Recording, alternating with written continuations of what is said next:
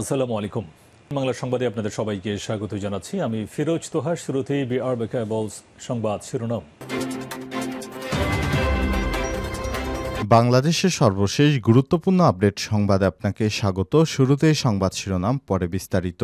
শুরুতেই জানাবো, সরকারি কোয়ার্টার থেকে এএসআইয়ের ঝুলন্ত মরদেহ উদ্ধার। রাজশাহীতে পুলিশের এক সহকারী উপপরিদর্শক এএসআইয়ের ঝুলন্ত মরদেহ উদ্ধার করা হয়েছে। আজ নগরীর হেলেনাবাদ সরকারি কোয়ার্টার থেকে তার ঝুলন্ত মরদেহ উদ্ধার করা হয়। এরপর জানাবো, বাংলাদেশের সংস্কার কর্মসূচির প্রতি বিশ্বব্যাংকের সমর্থন পুনর্ব্যক্ত। অন্তর্বর্তীকালীন সরকারের গৃহীত চলমান সংস্কার কর্মসূচির প্রতি সমর্থন পুনর্ব্যক্ত করেছে বিশ্বব্যাংক। আজ 11 ফেব্রুয়ারি ঢাকায় রাষ্ট্রীয় অতিথি ভবন যমুনায় প্রধান উপদেষ্টা অধ্যাপক ড মোহাম্মদ ইউনূসের সঙ্গে বৈঠক করেন বিশ্বব্যাংকের ভাইস প্রেসিডেন্ট মার্টিন রেইজার। এদিকে আকাশপথের ভাড়া নিয়ে পরিপত্র জারি করল বিমান মন্ত্রণালয়। বেসামরিক বিমান পরিবহন ও পর্যটন মন্ত্রণালয় আকাশপথে যাত্রীদের প্রকৃত ভাড়ার গন্তব্যে পৌঁছানোর লক্ষ্যে নতুন পরিপত্র জারি করেছে। আজ মন্ত্রণালয়ের CA2 অধিবেশন শাখা থেকে জারি করা এই পরিপত্রে স্বাক্ষর করেন সিনিয়র সহকারী সচিব রুমানা জানাবো, বৈঠক থেকে বেরিয়ে প্রাথমিক নিয়োগ প্রত্যাশীদের আন্দোলন চালিয়ে যাওয়ার ঘোষণা। দাবি দেওয়া নিয়ে সচিবালয়ে ফলপ্রসূ আলোচনা হয়নি বলে জানিয়েছেন সুপারিশপ্রাপ্ত প্রাথমিক বিদ্যালয় সহকারী শিক্ষকরা। ফলে অবস্থান কর্মসূচি চালু রাখার ঘোষণা দিয়েছে আন্দোলনকারীরা। এদিকে 2024 সালে বলে দিচ্ছে আপনারা পারেন, এই কমিটমেন্ট ধরে রাখতে হবে বললেন ডক্টর আলী রিয়াজ। সংবিধান সংস্কার কমিশনের প্রধান প্রফেসর ডক্টর আলী রিয়াজ বলেছেন, বছরের পর বছর যুগের পর যুগ ধরে যে বৈষম্য তৈরি করা হয়েছে, প্রাতিষ্ঠানিক যাকে স্থায়ী করা হয়েছে, সেগুলো কেবল প্রাণের বিনিময়ে অবিলম্বে দূর করতে পারবো এরকম ভাবার সুযোগ নেই। 1972 সালে পৃথিবী জুড়ে অনেক অর্থনীতিবিদ বলেছিলেন বাংলাদেশ টিকবে না, তলানিবিহীন ঝুড়িতে পরিণত হবে। বাংলাদেশের মানুষ প্রমাণ করেছে তারা পারে। বাংলাদেশ অগ্রসর হয়েছে। এবং সর্বশেষ জানাবো, যুক্তরাষ্ট্রের বিরুদ্ধে কঠোর ব্যবস্থা গ্রহণ করল EU। এবার মার্কিন যুক্তরাষ্ট্রের সিদ্ধান্তের বিরুদ্ধে কঠোর পাল্টা ব্যবস্থা গ্রহণ করার কথা জানিয়েছে ইউরোপের 27টি দেশের জোট ইউরোপীয় ইউনিয়ন। প্রিয় দর্শক, এতক্ষণ শুনছিলেন সংবাদ শিরোনাম, এবারে বিস্তারিত। তবে তার আগে বন্ধুরা, অনুরোধ থাকবে সংবাদটিতে একটি লাইক দিন। এই চ্যানেলে আপনি নতুন হয়ে থাকলে আমাদের সংবাদটি দেখতে দেখতে চ্যানেলটি সাবস্ক্রাইব করে রাখুন। কমেন্ট করে বন্ধুরা আপনার মূল্যবান মতামত জানিয়ে দিন আপনি বিশ্বের কোন দেশ থেকে বা বাংলাদেশের কোন স্থান থেকে আমাদের সংবাদটি দেখছেন এবং শুনছেন। এবারে বিস্তারিত। সরকারি কোয়ার্টার থেকে এএসআইয়ের ঝুলন্ত মরদেহ উদ্ধার। রাজশাহী পুলিশের এক সহকারী উপপরিদর্শক এসআইয়ের ঝুলন্ত মরদেহ উদ্ধার করা হয়েছে সোমবার দিবাগত রাত 3:30টার দিকে নগরীর হেলেনাবাদ সরকারি কোয়ার্টার থেকে তার লাশ উদ্ধার করে পুলিশ। নিহত আমিনুল ইসলাম 35, রাজশাহী মেট্রোপলিটন পুলিশ RFPর গোয়েন্দা শাখার ডিবি কর্মরত আমিনুল ইসলামের গ্রামের বাড়ি নওগাঁর মান্দা উপজেলার শিবনগর গ্রামের মৃত আজিমউদ্দিন প্রামাণিকের ছেলে। নগরীর হেলেনাবাদ সরকারি কোয়ার্টারে তিনি স্ত্রী ও মেয়েকে নিয়ে থাকতেন। পুলিশ জানায়, রাত 3টার দিকে আমিনুল ইসলামের স্ত্রী স্বামীর ঝুলন্ত লাশ দেখে থানায় ফোন করেন। পুলিশ গিয়ে একটি খড়ের ফ্যানের সঙ্গে আমিনুলের গলায় শাড়ি পেঁচানো ঝুলন্ত লাশ দেখতে পায়। আমিনুলের আত্মহত্যা করেছে বলে ধারণা করছে পুলিশ। RMPর অতিরিক্ত উপপুলিশ কমিশনার মির্জা সাবিনা ইয়াসমিন বলেছেন, পারিবারিক এর বিষয়ে স্ত্রীর সঙ্গে আমিনুল ইসলামের মনোমালিন্য ছিল, এর জের ধরে তিনি আত্মহত্যা করতে পারেন। নগরীর রাজপাড়া থানার officer in charge OC Ashraful Islam জানান, রাত 11টার দিকে বাইরে থেকে বাসায় যান আমিনুল ইসলাম। তারপর তিনি আলাদা ঘরে শুয়েছিলেন। খবর পেয়ে রাতে লাশ উদ্ধার করে ময়না তদন্তের জন্য রাজশাহী মেডিকেল কলেজ রামেকের মর্গে পাঠানো হয়েছে। ওসি জানান, এ ব্যাপারে থানায় অপমৃত্যুর মামলা হয়েছে। ময়না তদন্ত শেষে লাশ গ্রামের বাড়ি থেকে আসা পরিবারের সদস্যদের কাছে হস্তান্তর করা হয়েছে।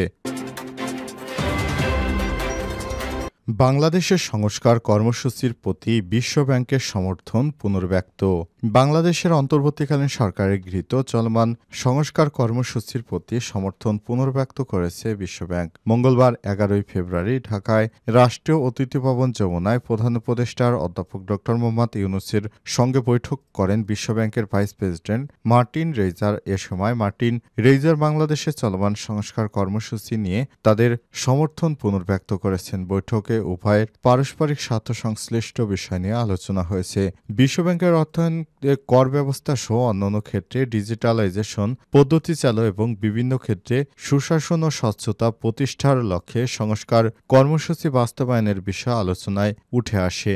বিশ্বব্যাংকের ভাইস প্রেসিডেন্ট বলেন, বিশ্বব্যাংক বাংলাদেশের সুশাসন ও জবাবদিহিতার উন্নয়নে জরুরি সংস্কার সহায়তা করছে, যার মধ্যে করনীতি ও প্রশাসন সরকারি ক্রয় ও পরিসংখ্যান সংক্রান্ত সংস্কার অন্তর্ভুক্ত রয়েছে।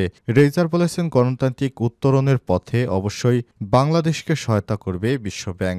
ভবিষ্যতে উত্তরণ সরকারের অন্তর্ভুক্তিমূলক প্রবৃদ্ধির জন্য সংস্কারগুলো অত্যন্ত গুরুত্বপূর্ণ। তিনি আরও বলেছেন, এই সংস্কারগুলো জনগণ ও ব্যবসায়ীদের মধ্যে বাংলাদেশের প্রতিষ্ঠানগুলো সুশাসন ও জবাবদিহিতার প্রতি আস্থা তৈরি করতে সহায়তা করবে, যা ভবিষ্যতের অন্তর্ভুক্তিমূলক প্রবৃদ্ধির ভিত্তি স্থাপন করবে।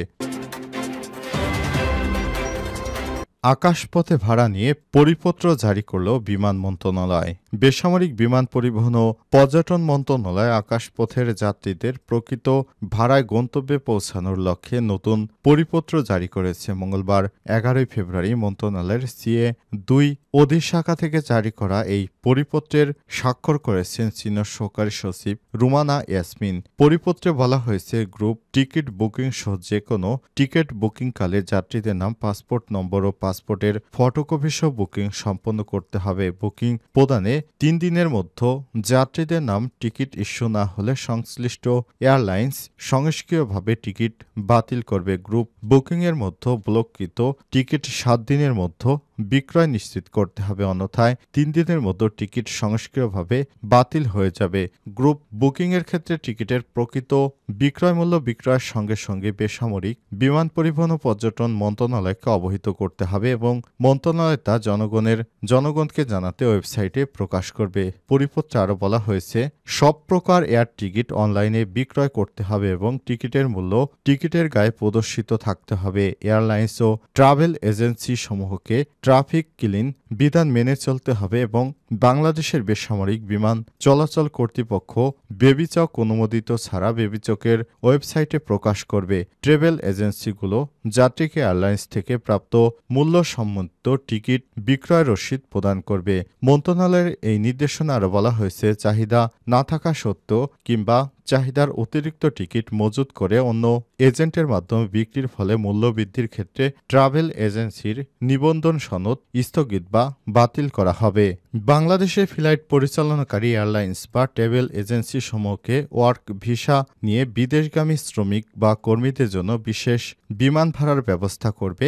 মধ্যপ্রাচ্য, মালয়েশিয়া সহ প্রবাসী কর্মীদের টিকিট ভাড়া কমানোর জন্য আগামী 7 দিনের মধ্যে বিমান বাংলাদেশ এয়ারলাইন্স সহ সব এয়ারলাইন্স ও board of airlines representatives BR এর পদক্ষেপ গ্রহণ করবে। বাংলাদেশ ট্রাভেল এজেন্সি নিবন্ধন নিয়ন্ত্রণ আইন 2013 অনুযায়ী নিবন্ধিত ট্রাভেল এজেন্সির মাধ্যমে টিকিট বিক্রি বন্ধ করার নির্দেশ দেওয়া হয় পরিপত্রে।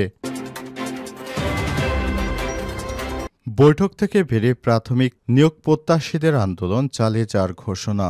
দাবি নিয়ে সচিবালয়ে ফলপ্রসূ আলোচনা হয়নি বলে জানিয়েছেন সুপারিশপ্রাপ্ত প্রাথমিক বিদ্যালয়ের সহকারী শিক্ষকরা। ফলে অবস্থান কর্মসূচি চালু রাখার ঘোষণা দিয়েছেন আন্দোলনকারীরা। মঙ্গলবার 11 ফেব্রুয়ারি বিকেলে শাহবাগের জাতীয় জাদুঘরের সামনে এই ঘোষণা করা হয়। এদিন হাইকোর্টের সিদ্ধান্ত বাতিলে বুধবার দুপুর 12টা পর্যন্ত আলটিমেটাম দিয়েছিল আন্দোলনকারী শিক্ষকরা। এর মধ্যে দাবি বাস্তবায়ন না হলে কঠোর কর্মসূচি ঘোষণা করা হবে বলে জানিয়েছে তারা। সচিবালয়ে যা 6 সদস্যের প্রতিনিধি দলের সদস্য জান্নাতুল নাইম ফিরে এসে বলেন, সরকারের পক্ষ থেকে সব সময় শুধু আশ্বস্ত করা হচ্ছে। আগেরবারে আমরা ঘরে ফিরে গিয়েছিলাম, কিন্তু এবার আর ঘরে ফিরব না। যতদিন পর্যন্ত দাবি মানা না হবে রাজপথে থাকব এবং আমাদের কর্মসূচি চলমান থাকবে বলেও জানান তিনি।